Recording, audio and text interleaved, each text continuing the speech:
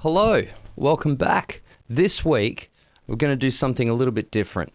I've recently finished a song which I started writing a long time ago. The song is called Better I Leave It Alone, and it's going to come out as my official next single. It's going to be available this Friday, the 24th of February, on Bandcamp. The link to that is in the description below.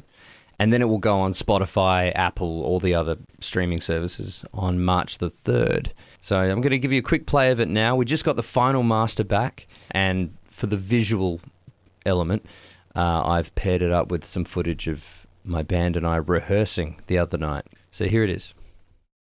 Hey Jack, can you play some bongos?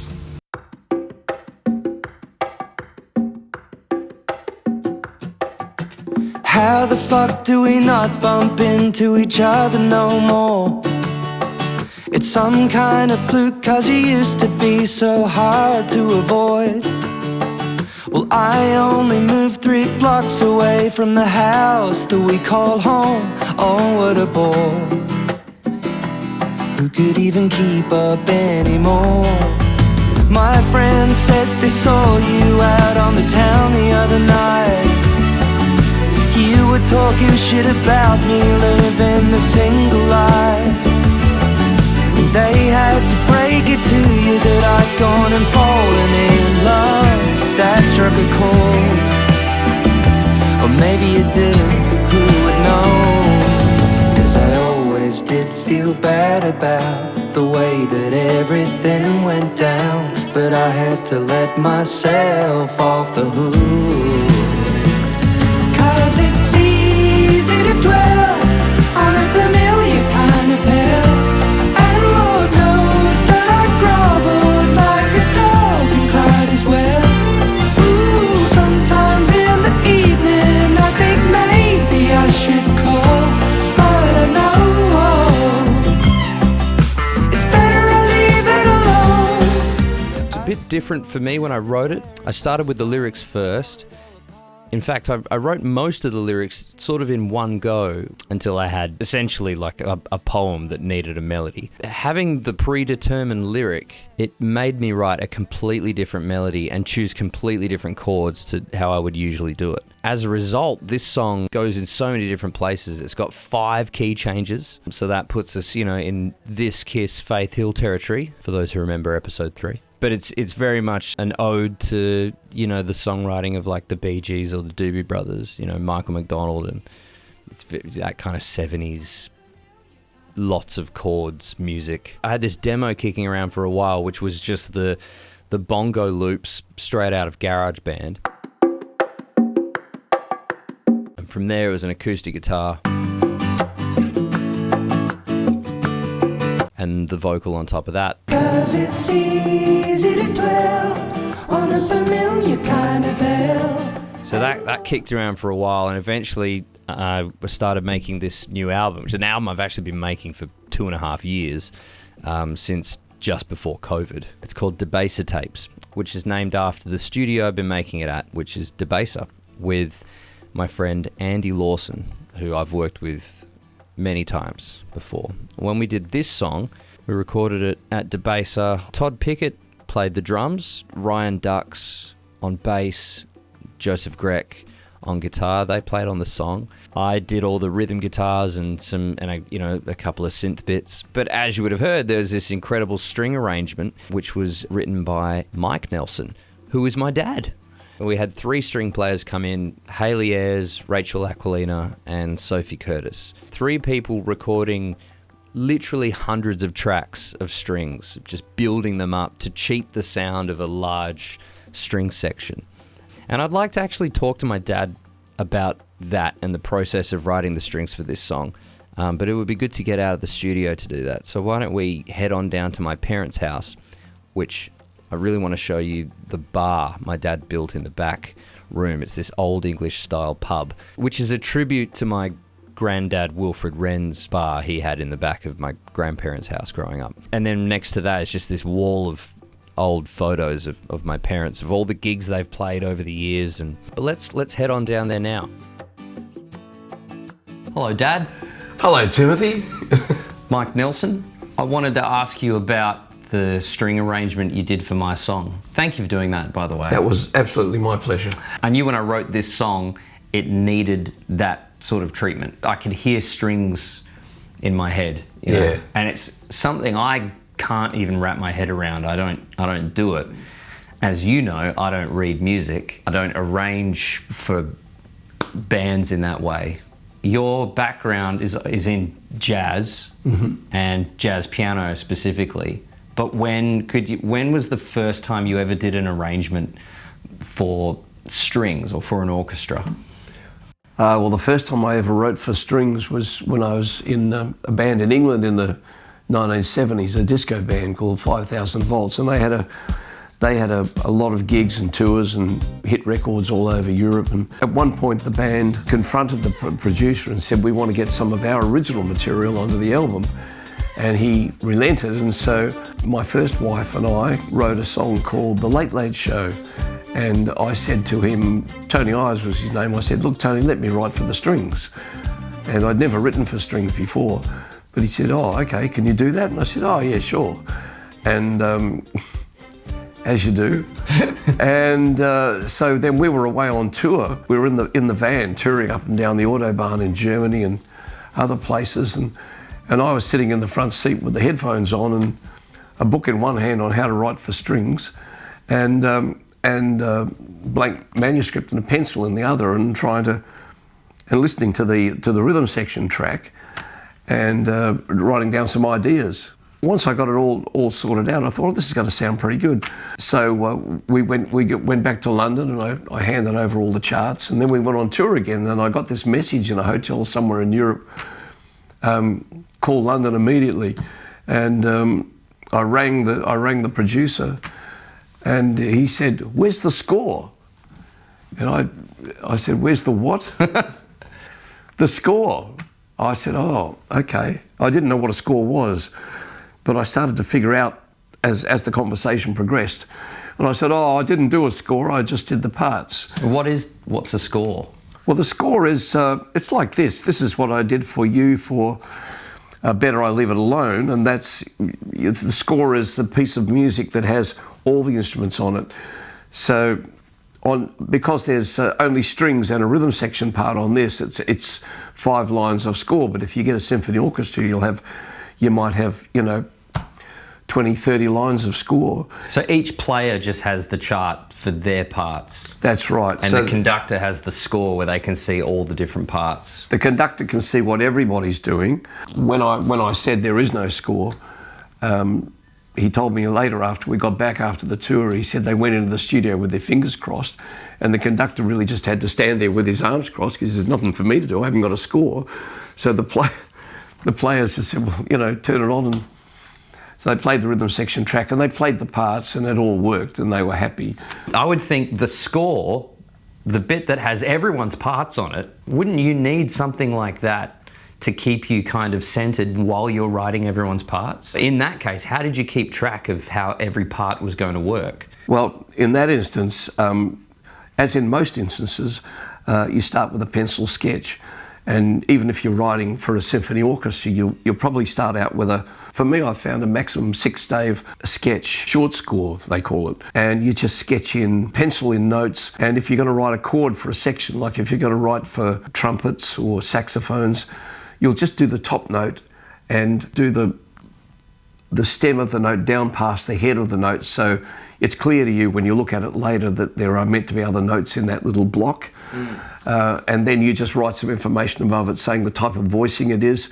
And as a piano player, you have all sorts of terminology for voicings, the way that you take a basic chord symbol like C7 and you voice it in a number of ways, in different registers or whatever. In some, even short score, even if it's just on a single staff, where you're writing above the staff and in the staff and below and linking things, there is some overview to start with. And particularly in this day and age when we're all using Finale or Sibelius, which, are very powerful scoring programs, when you look at the real estate of a computer screen and you're continually clicking to the next page, whereas if you're writing a really long work, at one stage with one really long work I had a string across the room with pages of pencil sketch, short score, pegged to it, and I could just physically walk along and say, "Oh, that's what's happening," and Really? and then I would go back and put a board behind it because it's hanging in the air, and say, you use bar 103 here, and so you really have to keep an overview of what everybody's doing. What do you remember about when it was a while ago now, but when I gave you that song, what was your process? Did you take it and listen to it, and what was going through your head? Well, the first thing I know, the first time I played it, I loved the song because it's so sophisticated in the way it modulates through different keys. And when I get something like that, where it's a completed rhythm section, and it's for me then to layer something on top of that, the first thing I would do is go through multiple listenings and start to sketch out what's going on, and also to make a note of the extensions. Like a lot of your chords, you don't use like straight sevenths, you use ninths and things like that, and a lot of the tensions of chords, which is really sweet to write with, especially with strings. So I would go through multiple listens, so I'd listen to what the bass is doing, because in any piece of music, whether it's a quartet or a symphony orchestra, there are multiple layers, stratas going on. And it's really good to become familiar with all those stratas. So I would just sketch out what you're doing in terms of the rhythms, the way you're playing rhythm guitar, any keyboard lines, and after multiple listens, I start to put down little ideas, thinking that it would be nice for the strings to reinforce that, nice for the strings to do this, or go with the bass here. And there was one point where I can't sing, but you some da da da da da ooh, Yeah. And I thought, ooh, sometimes in the morning. that's it. Yeah, that's what it's supposed to sound like. Actually, it's meant to be ooh, but I'm not going to sing that high right now. What? More of these, maybe I will. I think that's. Can you do that again? It's always handy to have a Steinway in your bar. I wanted to ask you to translate my intentions. This song has, I think it's got 5 key changes in it, meaning, the verse is in D, the chorus is in F. Yeah. And then it goes back to D for the second verse, back to F for the second chorus, and then it goes to G. Yeah. For the bridge, and stays in G for the rest of the song. When I was writing this song, I had the lyrics first anyway, but when I was writing the melody, I would think, it needs to go here, and I would sing in that direction, and then try and find new chords under it. And I'm just seeing every moment where I think, it should change here, and it feels like it needs a key change. Yeah. I'm just trying to find that one chord that's like the door that will open. And if you play the wrong chord, it's like that door won't open. Yeah. And then I'm just sort of pivoting into this other place. I'm only thinking about what the vocal seems to want the music to do. Mm.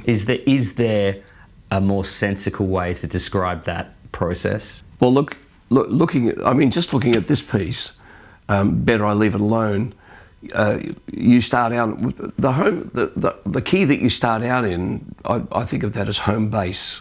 The first key change you do, you go to the key of flat 3. So you're in D, but then you go to F.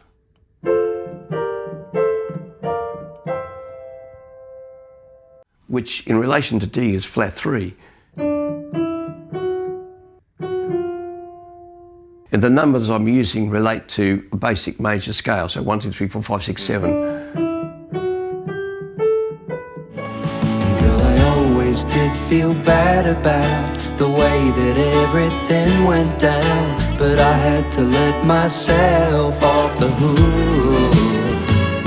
'Cause it's easy to dwell on a familiar kind of hell, and Lord knows that I've groveled like a dog and cried as well. Ooh, sometimes in the morning I think maybe I should call, but I know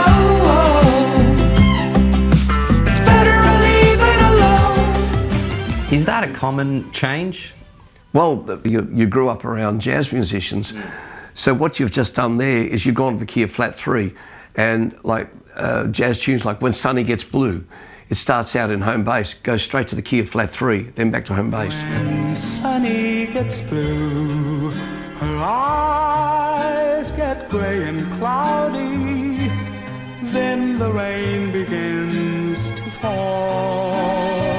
And there are a lot of these harmonic packages that are like cliches that jazz musicians draw on them, like, oh, I won't worry about a particular chord, I'll just grab that package and throw it in there. Yeah, that sounds good.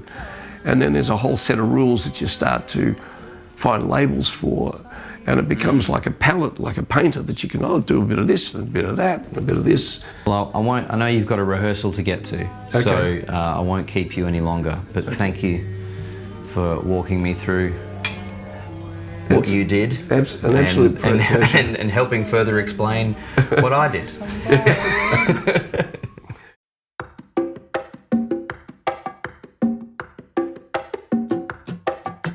How the fuck do we not bump into each other no more? It's some kind of fluke, 'cause you used to be so hard to avoid. Well, I only moved 3 blocks away from the house that we call home. Oh, what a bore. Who could even keep up anymore? My friend said they saw you out on the town the other night. You were talking shit about me living the single life. And they had to break it to you that I'd gone and fallen in love. That struck a chord. Or maybe it did, who would know? 'Cause I always did feel bad about the way that everything went down, but I had to let myself off the hook. 'Cause it's easy to dwell on a familiar kind of hell, and Lord knows that I groveled like a dog and cried as well.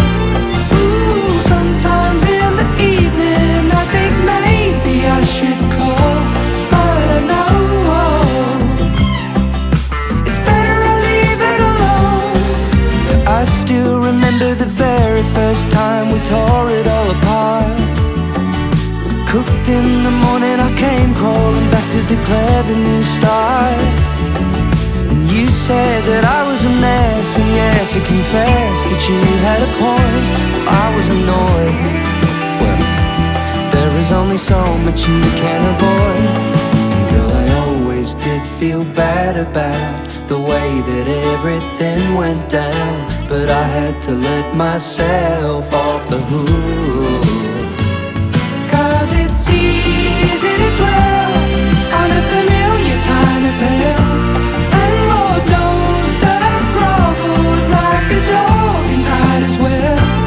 Ooh, sometimes in the morning I think maybe I should call, but I know it's better I leave it alone. Sometimes I get a feeling that I thought it go.